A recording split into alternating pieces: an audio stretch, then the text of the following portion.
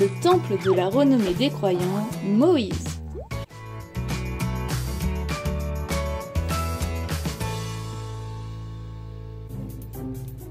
Voici Moïse.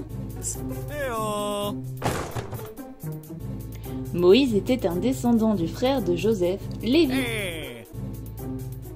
Joseph et ses frères ont eu de nombreux enfants et petits-enfants qui ont vécu heureux en Égypte.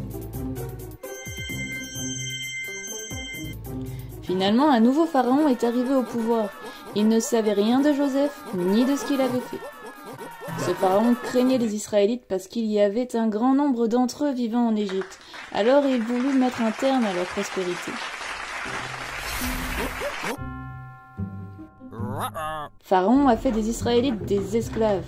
Il les a fait travailler de longues heures à construire des villes égyptiennes, mais son plan n'a pas fonctionné et les Israélites ont grandi davantage, en nombre et en force. Donc Pharaon a fait une loi selon laquelle aucun garçon israélite ne serait autorisé à vivre en Égypte. C'est là que Moïse commence son histoire. Vous voyez quand Moïse est né? Sa mère a vu qu'il était un bébé spécial et elle l'a gardé caché pendant 3 mois.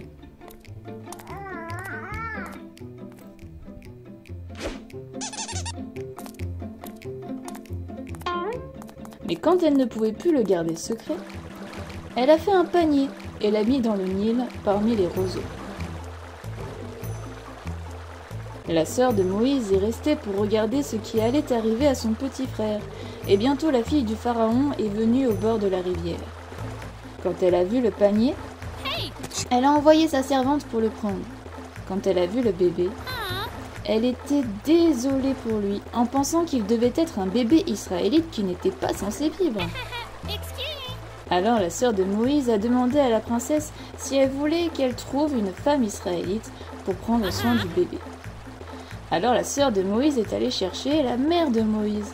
Sa propre mère a pris soin de lui jusqu'à ce qu'il soit assez vieux pour vivre dans la maison du pharaon où la princesse l'a adopté comme son fils. Et donc, Moïse, un garçon israélite qui n'était pas censé vivre, est devenu le petit-fils adopté du pharaon et a vécu dans le palais.